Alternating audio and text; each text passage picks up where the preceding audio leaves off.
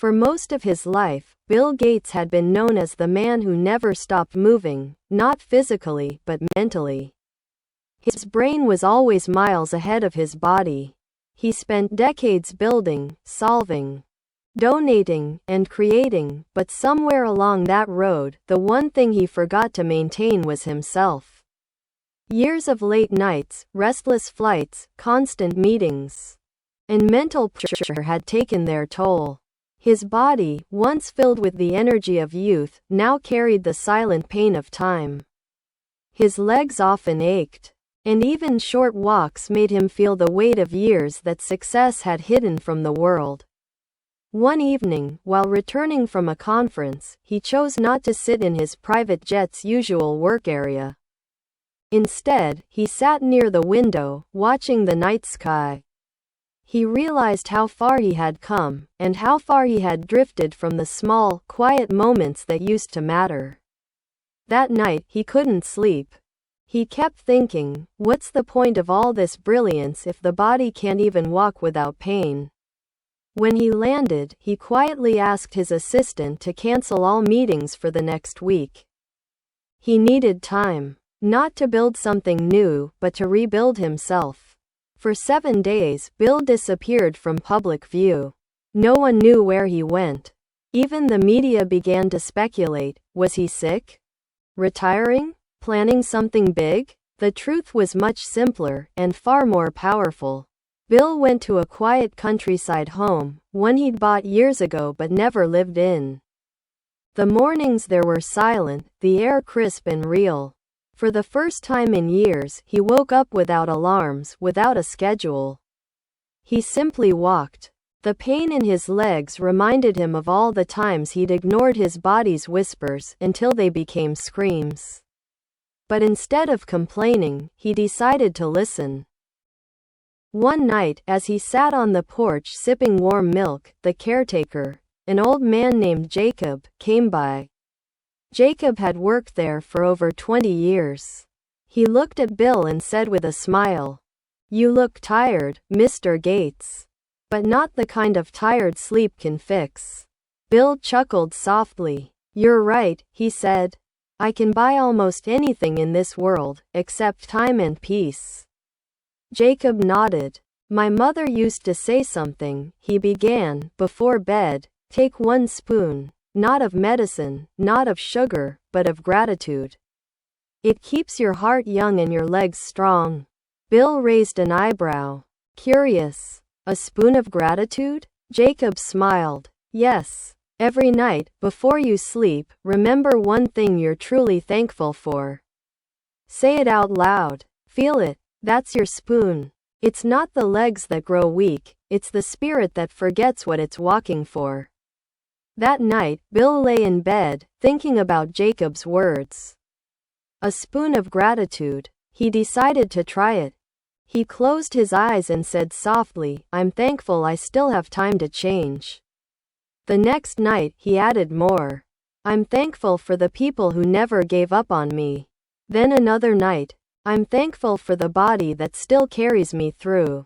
Days turned into weeks. Bill began walking longer distances. The pain didn't vanish instantly, but something inside him shifted. He started noticing the small things, the sound of wind through trees, the taste of simple food, the warmth of sunlight on his skin. His mind began to slow down, syncing again with the rhythm of his body. Each night the ritual grew deeper. He would pour a spoon of honey into his cup of milk, stir it slowly, and while drinking it, he'd reflect on one thing he was grateful for. That one spoon before bed became his sacred pause, the moment he stopped chasing and started appreciating. By the end of a month, people who saw him said he looked different, calmer, younger, lighter. The tiredness in his eyes had faded, replaced with something rare, contentment. When his assistant visited, she was surprised. "Sir, you look peaceful," she said. Bill laughed softly. "I found the best medicine," he replied. "It costs nothing, but it changes everything." When he returned to work, his team expected the same relentless energy. But Bill had changed his pace. He started ending meetings earlier, encouraging his team to go home and rest. He banned late-night emails. When someone asked why, he smiled and said, "Because no idea is worth losing your peace for." Months later, during a charity event, a journalist asked him what the biggest lesson of his life had been lately. Bill paused for a long moment before answering. That success means nothing if you can't walk without pain, laugh without guilt, or sleep without stress. The greatest wealth, he said, is feeling light, inside and out. The audience laughed softly, thinking it was just another wise quote. But for Bill, it was personal. He had spent decades building a world connected by technology, but had almost disconnected from the small, quiet rhythm of being human. That one spoon of gratitude, every night, had brought him back.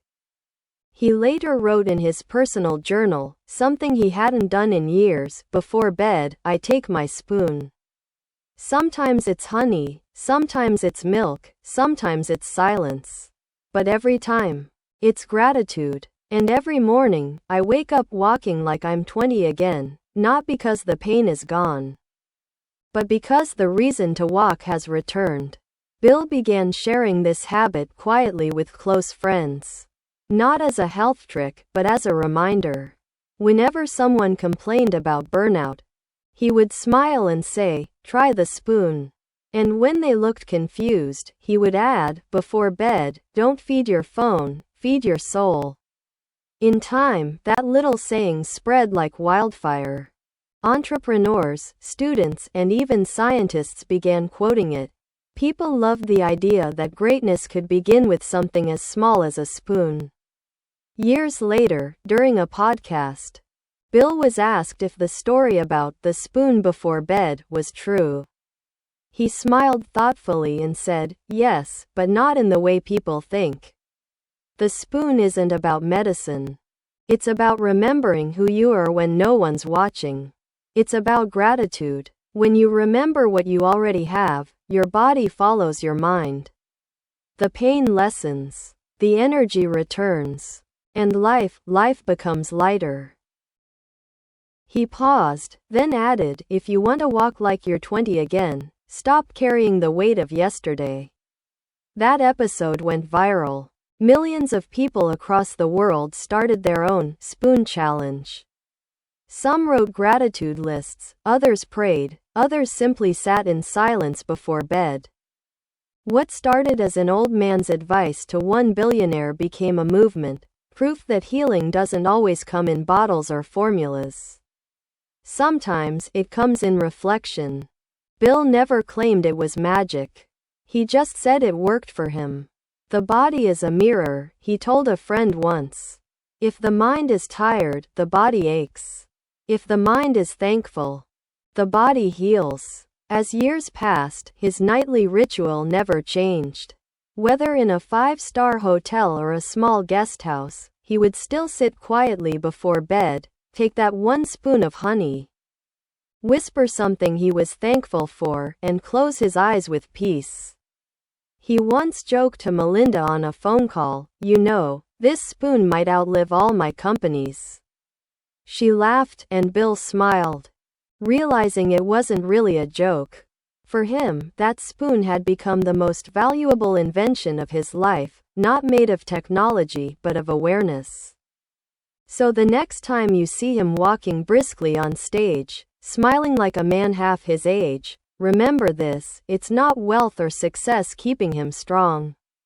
It's that one small habit he never forgot. One spoon before bed, one moment of gratitude, one act of kindness toward himself. Because sometimes the difference between exhaustion and energy, between pain and peace, isn't in medicine, but in mindfulness. And that's how Bill Gates, the man who built a digital world, rediscovered the ancient secret of healing: gratitude.